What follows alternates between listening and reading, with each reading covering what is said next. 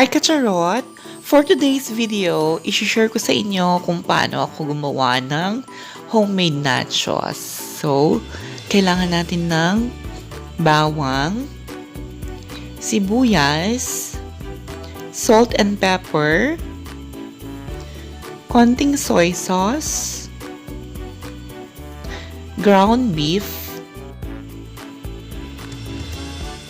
chili con CaRnE seasoning mix,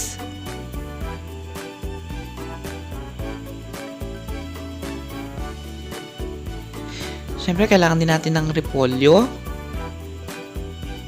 at ng extra onions, bell pepper, pipino, tomatoes, cheese, salsa con queso tostitos, and of course, huwag natin kalimutan yung ating nachos chips. So, let's start mga ka-charot. Maglalagay ako ng konting mantika sa ating pan. And then, iisa ko na yung bawang. And then, hintayin lang natin maging kulay golden brown yung bawang bago natin ilagay yung sibuyas.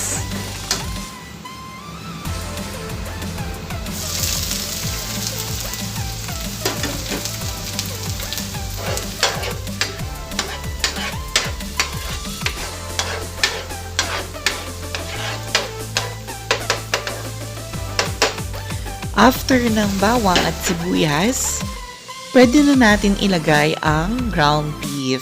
Yan, para lutuin na natin to. At kapag naluto na yung ating ground beef, pwede na natin lagyan ng salt and pepper, mga ka-charot. So, ayan, ilalagay ko na siya.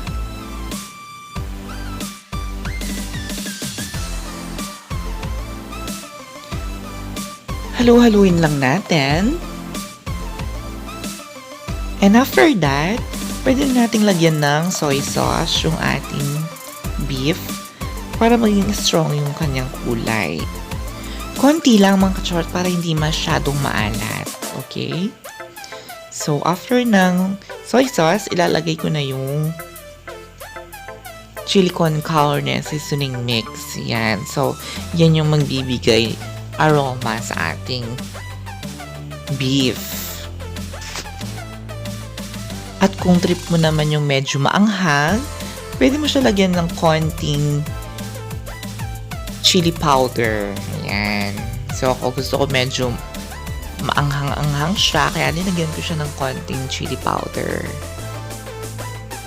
So, tapos na siya. I-set aside muna natin siya, mga ka-charot.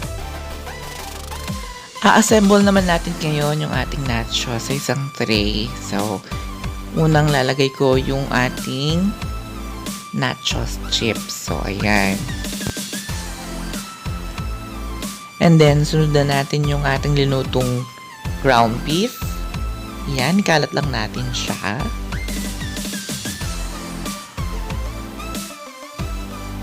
Oh my God, sobrang bango ng ating beef, mga ka-charot. Talagang amoy na amoy yung chili con CaRnE. And then, next naman natin yung repolyo, mga ka-charot. So, ayan. Ikalat lang din natin siya sa taas.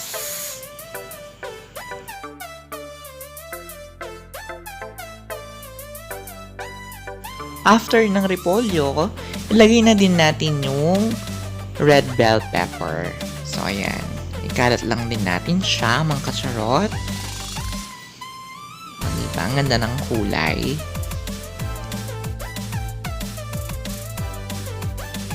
And in-next natin yung sibuyas. So, ayan.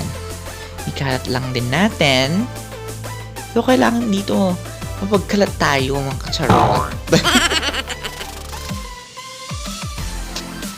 And then, sunod na natin yung kamatis. Yan. So, yan. Ikalat lang din natin siya.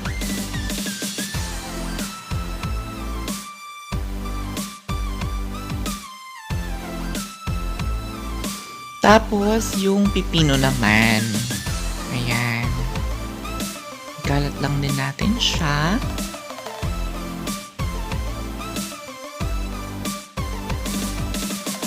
Siyempre, ang isa sa mga nagpapasarap sa ating nachos is yung ating cheese.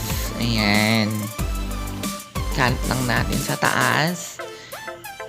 Ayan. Mas maganda kung mas maraming cheese, mga ka-charot, para mas masarap, di ba? And then, after ng cheese, maglalagay ako ng salsa con queso. Ayan. So, ito yung tostitos.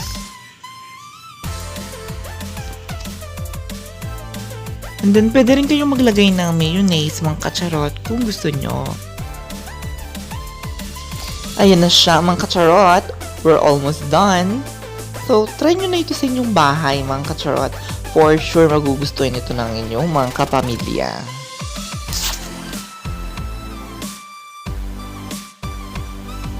So, ayan na ang ating finished product, mga ka-charot. Enjoy it! And until next food vlogging, see ya!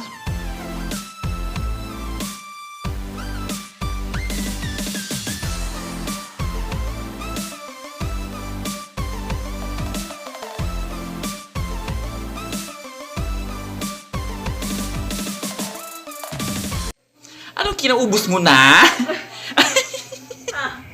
Hi, Ka-Charoat! Thank you for watching my videos. And if you're just new here, please subscribe and click the bell button below for my latest videos. At syempre, magpapasalamat muna tayo, mga Ka-Charoat. So, meron akong ginawang notes. Okay. So, I would like to thank the following sponsors, of course, sa Cakeology Cake Shop. Ayan, thank you po. Eugene Guzman Hair and Beauty Perfectionist. Ayan. Hello sis! Salamat sa paggawa ng book ko. And the MVP World Curate House of Beauty. Ayan, salamat sa pag-sponsor ng Curate Glutathione. Salamat po. Kay Madam Gali Supan na walang sawang suporta at sa pag-sponsor ng load. At sa Team Don and Chris, ayan. Thank you so much, sis and Priya. And of course, please support locals.